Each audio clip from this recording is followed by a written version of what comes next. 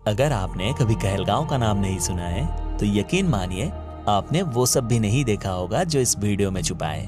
गंगा जी के गोद में बसे 3 अद्भुत टापू, गौरवमयी प्राचीन विक्रमशिला बौद्ध विहार, पवित्र बटेश्वर स्थान और पहाड़ों के भीतर दूर तक जाती कई रहस्यमयी सुरंग, ये सब मिलकर बिहार के इस छोटे से शहर कहलगांव को खास बनाता है। तो चलिए गंगा किनारे बसे इस ऐतिहासिक शहर के खामोशी में छुपे इतिहास को पढ़ते हैं।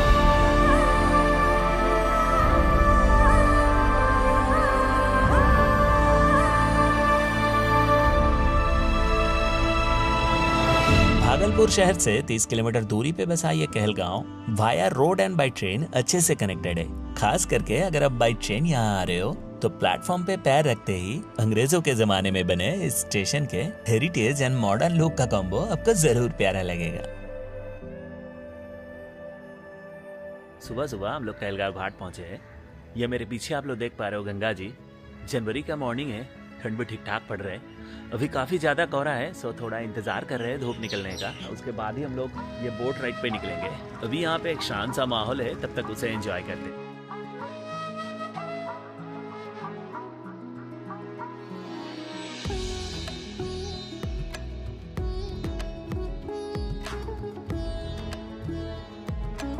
ये मेरे पीछे बंगाली बाबा टापू है, मतलब पहले हम लोग उसी तरफ जा रहे हैं। अभी भी काफी ज्यादा ठंड है, मुझे थोड़ा शिवरिंग आ रहा है यहाँ बैठ के।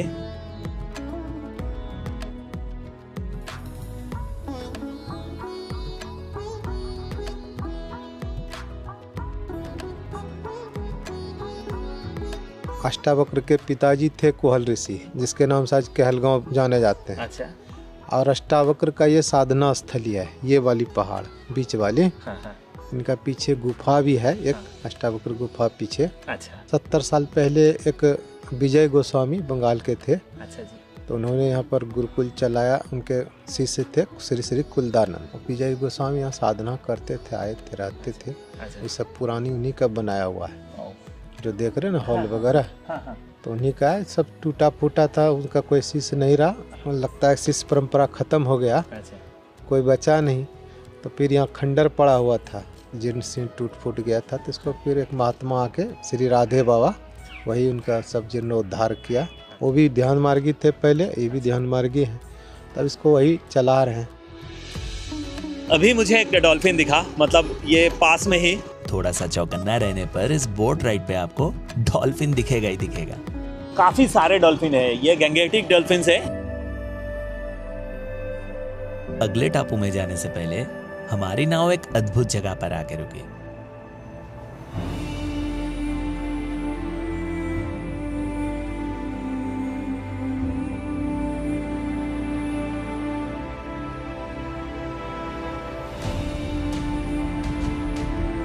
दरअसल ये गंगा जी के धारा में उभरा हुआ सफेद रेत का एक विशाल सैंडबार है। दूर दूर तक कोई नहीं है।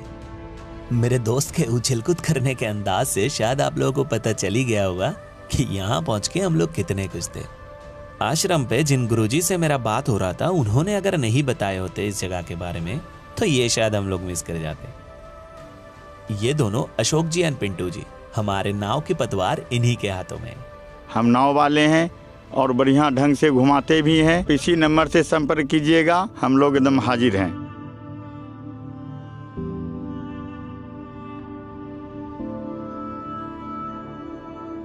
अभी हम लोग टापू नंबर 3 पे पहुंच चुके हैं, जो है पंजाबी बाबा टापू।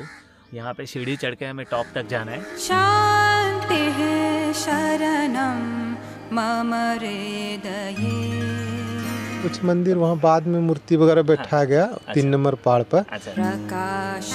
पहले सिर्फ वहाँ एक गंगा का मूर्ति बनी हुई थी। हाँ हाँ। और पंजाबी का फोटो वगैरह लगा हुआ था। अच्छा। बाद में उनकी समाधि स्थली भी बनाई गई है। कुछ पहले जैन मुनि भी आए थे। बस पहुंचे हैं टापू नंबर 1 यानी शांति बाबा टापू पे। यहाँ पे कैमरा अलाउड नहीं है। मंदिर में दर्शन करके हम लोग घाट पे लौटे। अब अगला डेस्टिनेशन विक्रमशिला बौद्ध विहार एंड बटेश्वर स्थान। बिना वक्त जाया किए चलिए उसी तरफ बढ़ते हैं। विक्रमशिला की दूरी लगभग 12 किलोमीटर के आसपास और ऐसे EV autos easily available. Vikramshila बौद्ध विहार रुइंस।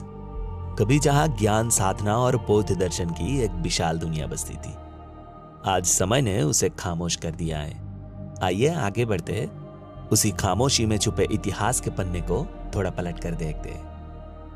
उससे आगे जाइएगा तो वहाँ आम का पेड़ जो है, हाँ, सफा वो दक्षिण तरफ, वहाँ है लाइब्रेरी। तो वहाँ पुस्तक में आग लगा तो 6 महीने तक जलते रह गया। ये सामने एक तिब्बती टेम्पल का अवशेष है। 8वीं सदी में पाल वंश के महान शासक राजा धर्मपाल ने विक्रमशिला बौद्ध विहार की स्थापना की। उस समय विश्वविख्यात नालंदा विश्वविद्यालय की ख्याति कुछ कम होती जा रही थी। ऐसी आशंका से इस महाविहार का निर्माण किया गया। ये जगह अच्छे से दिखाने के लिए पूरा दिन भी काफ़ी नहीं है। जितना हो सके इस 1-1.5 घंटे में कवर करने की कोशिश कर रहे, लेकिन सच में ये जगह इनक्रेडिबल है। इस महाविहार के निर्माण का और एक उद्देश्य बौद्ध तंत्र विद्या और महाजन बौद्ध धर्म के उच्च स्तरीय शिक्षादान भी था।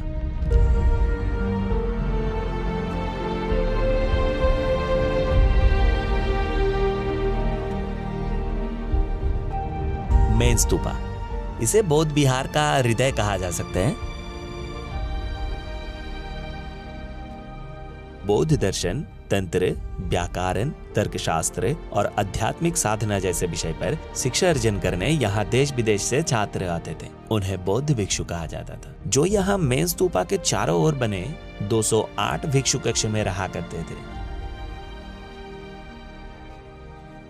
इतने दूर दराज से छात्रों यहाँ पढ़ने आने का एक खास वजह था विक्रमशिला के महान आचार्य। उन्हीं में से एक थे आचार्य अतीश दीपंकर, जिन्होंने बाद में तिब्बत जाकर बौद्ध धर्म को एक नई दिशा दी। आज भी तिब्बती बौद्ध परंपरा में विक्रमशिला का नाम गहरे सम्मान से लिए जाते हैं। विक्रमशिला से ज्ञान की सूरज चारों ओर अपना रोशनी फैला रहा था। पर क्या है ना, समय बड़ा निर्दयी होते हैं। आखिरकार वो दिन भी आया जब उस चमकते सूरज को भी हमेशा के लिए ढलना पड़ा। 12वीं सदी के शुरुआत में बख्तियार बिन खिलजी द्वारा विक्रमशिला को पूरी तरह से ध्वस्त किया गया। आप लोग कहाँ से हो भैया? अच्छा, आसपास से। अच्छा जी, तो यहाँ और देखने लायक क्या चीज़ है? मतलब बटेश्वर स्थान है और कालगांव में। अच्छा, कहलगांव तो हम लोग सुबह घूम चुके हैं। फिर यहाँ बटेश्वर का भी हम लोग सुने हैं। यहाँ से कितना दूर पड़ेगा वो? 1-2 किलोमीटर होंगे। देखने लायक कुछ है क्या? वहाँ पे गुफा है जो अभी पहले के युग का है। अच्छा अच्छा, बहुत अच्छा है। एक म्यूजियम भी है ना यहाँ पे? आप लोग गए थे म्यूजियम में? अभी तो नहीं गया। अच्छा यहाँ तो लोकल है। अच्छा अच्छा अच्छा अच्छा। तो विक्रमशिला को अलविदा करने से पहले हमने म्यूजियम का भी एक चक्कर लगा लिया। हमें भले ही अंदर जाने की इजाजत मिली, पर हमारे कैमरे को नहीं।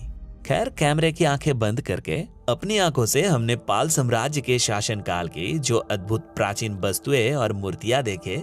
जिस अनमोल कला और संस्कृति से हमारी मुलाकात हुई वो वास्तव में असाधारण थी।